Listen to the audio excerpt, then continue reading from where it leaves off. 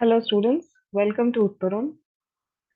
So far we have covered the unit diversity of living beings and we have finished the first subunit, that is characteristics of living beings. Today we'll be proceeding with the next unit, that is the next subunit under the main chapter diversity of living world. So far we have covered the characteristics of living organisms. Now we'll be dealing with the topic biological classification, and this is the first lecture on the series.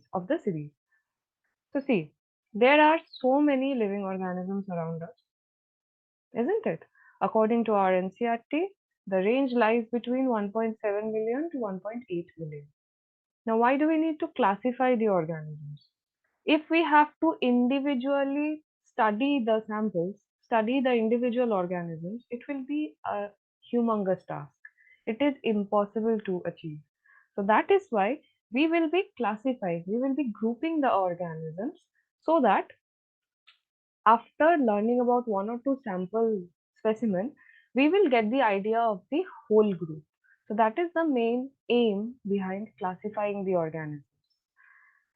So before we delve into the main heads of the chapter, let us first discuss a few terms which are misnomers but are completely having, I won't say completely different from each other, but they have a slight difference between them. So the first term is systematics. So what is systematic, students? What is systematics? Systematics is a branch of biology that deals with the diversity of organisms and all their comparative evolutionary relationships based on the study of comparative anatomy, morphology, biochemistry, physiology, etc. by grouping of organisms at every level of classification. So systematic means it's the branch of science that deals with the diversity of organisms, and that diversity is studied under different parameters stated here. The word systematics comes from the word systema. Over here you can see it is the word systema, which is of Latin origin, and the word systema means the systematic arrangement of organisms. This word systematics is often used as a misnomer, is often used synonymously with the word taxonomy. What is taxonomy, students? It's the branch of science that deals with identification, characterization, classification, and nomenclature of organisms.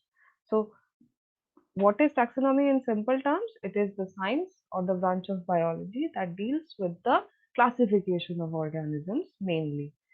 And it is again having a Greek origin, that is, the word taxonomy can be split up into two words. It is derived from two Greek words, that is taxos, that means arrangement or division, and nomos, that means method. So as you can understand literally from the word, it is a branch of science that deals with the classification of the organism into different categories. Taxonomy refers to the age-old method of classification. The old method of classification, what is that? Only the morphological external characters were used to classify different organisms. But modern taxonomy bases its, I would say, study on different other aspects also. It includes genetics, and it includes physiology, and a lot of other aspects, the chemical constituents, a lot of other aspects are taken into consideration while classifying organisms nowadays. So modern taxonomy is a lot diverse and includes a lot more parameters than classical taxonomy. Now there is a relationship, you can say, between taxonomy or modern taxonomy. Now, if I have to establish the relationship between taxonomy or modern taxonomy, since we are studying the science in the 21st century, so the relationship between modern taxonomy and phylogenetics and systematics can be expressed in the form of this equation. Modern taxonomy plus phylogeny.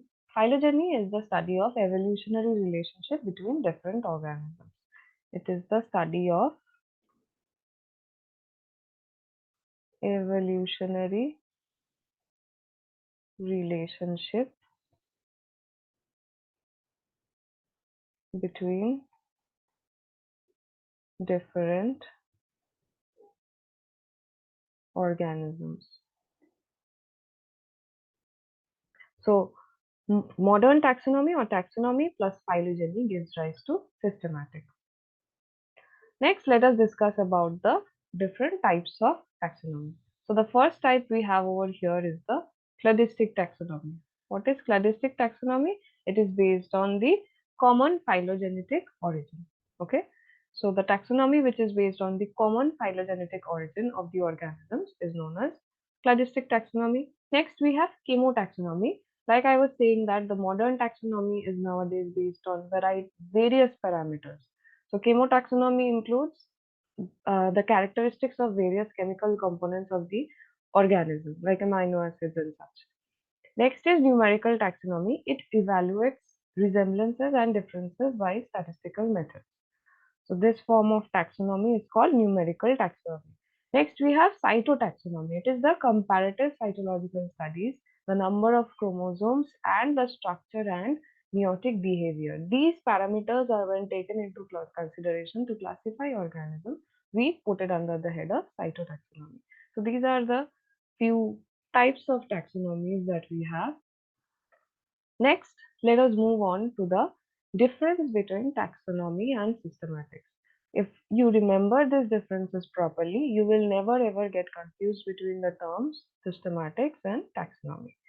So here I've put up the information in the form of table so that you are able to understand it better.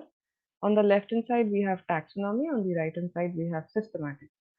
So the first point of difference between taxonomy and systematics is the definition.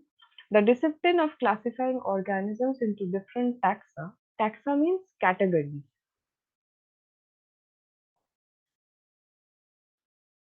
Categories.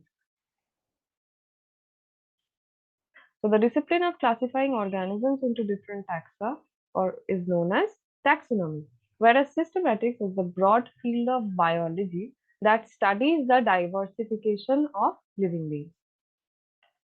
As I've discussed before, the root of origin for taxonomy and systematics is different. For taxonomy, it is taxis plus nomos. Taxis plus nomos. It is of Greek origin. And for systematics, it is systema, which is of Latin origin. So we can say that this is Greek and this is Latin. Next, taxonomy deals with characterization, identification, classification, and nomenclature. So these four sub-processes are involved in the study of taxonomy. Whereas for the study of systematics, these four processes are there. Characterization, identification, classification, and nomenclature. These four processes are there. In addition to this, we have a fifth process, that is phylogeny. We take into account the evolutionary relationship between the organisms. Next, the term taxonomy was coined by A.P. de Candolle, whereas the term systematics was coined by Carolus Linnaeus. And lastly, the last point of difference between the two can be established by the equations, the word equations uh, that would help us to remember the concepts more easily. Taxonomy is the sum of classification and nomenclature, whereas systematics is the sum of taxonomy plus phylogeny. So if I am to split up this equation, we can write classification plus nomenclature plus phylogeny is equals to systematics. Clear? So let's quickly move on to the trivia. Now we know that the father of taxonomy is Carolus Linnaeus. Now from this lecture, you're taking away a new information, that is H. Santapao is known as the Indian father of taxonomy, or the father of Indian taxonomy, to put it up in the better way. So that's all for today, students. In the next session, I'll be including questions from this session, and also we will be taking up the entire binomial nomenclature topic in the next class, because the binomial nomenclature you will be understanding after learning about the different types of codes that are there. ICBN, IBCN, isn't it? International Code of Botanical Nomenclature, International Code of Zoological Nomenclature. All these topics will be included under the head of binomial nomenclature. So that topic I would want you students to not miss, because that is very important for from the entrance perspective and also for studying biology in the higher education system.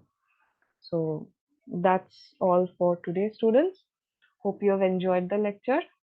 Please stay connected with Uttaran on different social media handles. Thank you.